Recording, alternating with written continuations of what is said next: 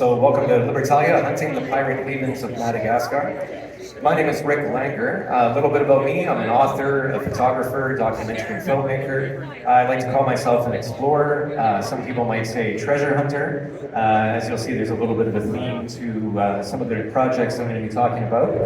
But the reason I say explorer over treasure hunter, I'm really interested in getting down to the history and the story behind what happened, as opposed to just trying to cash in on some treasure. Mind you, I wouldn't be too upset with finding a giant treasure chest filled with loot as well, of course. Who would? And he took a lot of his art and gold and put it into a chest and hid it in the Rocky Mountains. And in his memoirs, he had a poem, and if you deciphered the poem, it led to the treasure. So myself and a friend, Kevin Moe, who's actually in the audience with us today, we set out, and we you can see over to the right, that's Forrest Fenn, and we were lucky enough to have one of the last interviews with him while he was still alive. He's passed on at this point. There is some talk that his treasure has been found, but there's a bit of controversy around that, and we don't have time to get into that today. But if you're interested, check it out. Some of these faces you guys might know from the History Channel, The Curse of Oak Island. So I got to work with that team. We got Rick Lagina, Charles Barkhouse, and of course Gary Drayton, famed metal detectorist.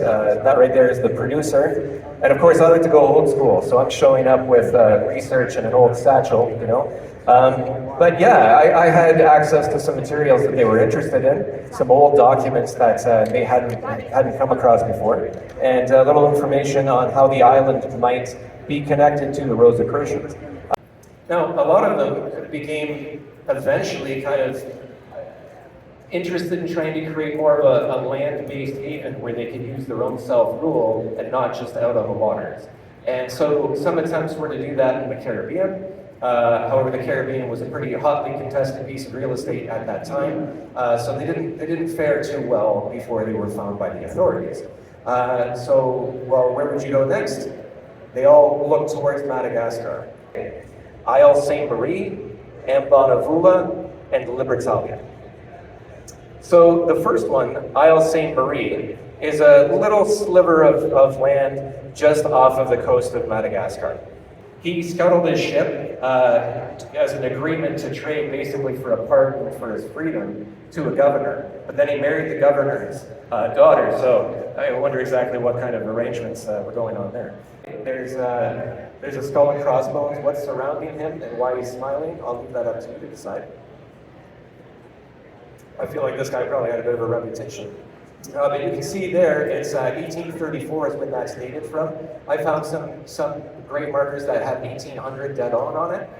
Nothing older than that, but not because there wasn't older than that available. It was just they were weathered so incredibly that you couldn't date anything back that. But there was some weathered certainly from the 1600s, the 1700s as well.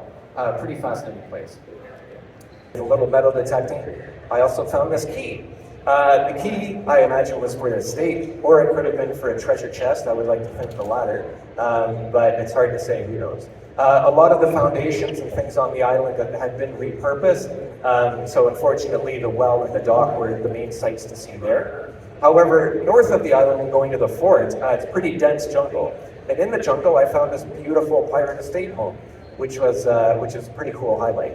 I was touring around, I thought, wow, it's really mulchy here, and then I realized I was going to fall through because there was some sort of a substructure.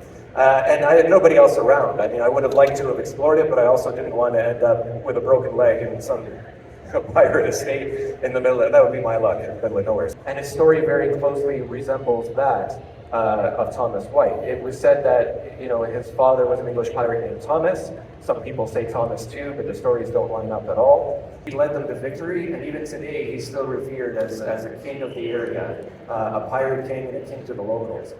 Now there is some descriptions as to where Ambonavoula might be. They're contradictory, but Ratsunilaho is basically centered around Fenerive, and Fenerive is right in the middle of those two search areas. So I believe that is the spot where Ambonavoula was located.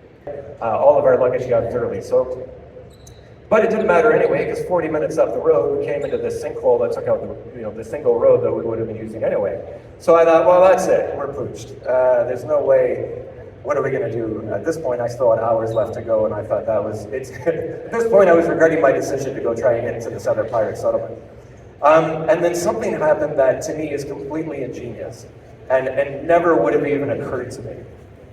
What happened next was the driver of our van calmly parked the van, walked around the sinkhole. You couldn't drive it. It looks like there's kind of enough room, but I mean, it was so unstable, it'd be like too risky. So we walked around. I followed him because what am I going to do? And he found somebody with the same vehicle with the same seats and tossed his keys on the other side. So they took their luggage. We just switched vehicles. I'm assuming at some point they swapped them back after the fact, but it was just like, here's your car, here's my car. And we turned around and we kept going south. They took our car and they went north. In the end, I should have walked. I spent more time pushing the tuk-tuk through mud. I was just covered in mud than the tuk-tuk actually practically taking me anywhere. But it was all good fun. I made a friend with the tuk-tuk driver, and you can see this is the condition of the roads. That's a good road, which is more like a riverbed. But yeah, eventually we did make it. So part of his legend is that he was such a generous ruler that at one point he took all of his subjects in this, kind of little kingdom of his, and he had such a great feast that he fed all of the subjects in one massive feast. Just as we're getting up to the fort, I paused and said, wait a second. Does the military use this fort for anything? Because I thought if I got caught a second time sneaking around taking pictures, like I'm going to end up on a watch list by dinner. And luckily it was like, no, it's fine. And the fort ended up just being a very small cement sort of tower, so it was, it was okay. I was in the very south for a little while, and you've got like the big baobab trees, you've got mud sort of built homes and things like that. But to the north is where you really get to the wildlife that Madagascar is known for. So all of these were taken with my camera. There was a common brown lemur that I came across. He was a pretty cute guy. Chameleon, several chameleons in fact. And this guy, I can't even believe that I caught him. He blends in so well. It's a leaf-tailed gecko. The thing about the wildlife there is you really have to keep your eyes open. At one point I looked above me and thought I was looking at a branch, but it was a boa constrictor. And luckily I know they're nocturnal, so it was daytime, so I'm hoping he was sleeping, but it still, puts you on your guard. But the worst part of trying to get, the second worst part of trying to get through the jungle there was the vine. So I borrowed this, there was an expat from France that I met, and he said, I borrowed his GPS system. He said, "Do you need anything else?" I said, "You got a machete?" He's like, "Yeah, I got a machete." He's like a Boy Scout, this guy. It was a rusty machete, but I'll take it. It's better than my hands. And but the vines there, whether they're like Tarzan thick vines or like dental floss vines, they all have these little barbs on them. So with a rusty machete, even a good machete, as you're hacking at them, if you don't cut the whole way through, they all go flying everywhere. So it's a good way to like pluck out an eye, So there was a lot of contortioning happening. I was making very little progress trying to get through the jungle. I like to sit at about the height of your head. They're about the size of your head, and it's definitely nightmare fuel for me. This was a code that was used in that time. Again, if anybody has a boat that wants to use some deep sea salvage, let me know. I'm looking for a partner. But yeah, we've only really touched on it. There's a lot more information there, but I'm trying to cover multiple expeditions in one short talk.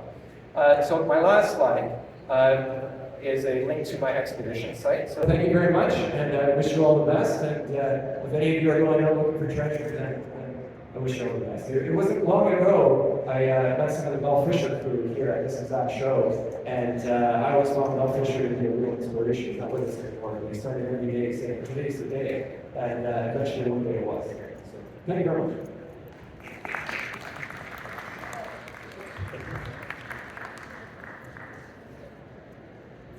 Which, in the pirate's case, it isn't. In the case of the Fort of the Park, yeah. But in talking to the networks, like I'm willing, but I'm using I'm willing to get the point too. But that's what I need to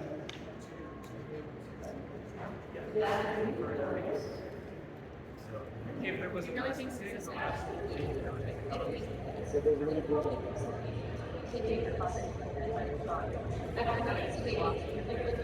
yeah, that's fine. Stuff that's on sort of the land that isn't like really escalated.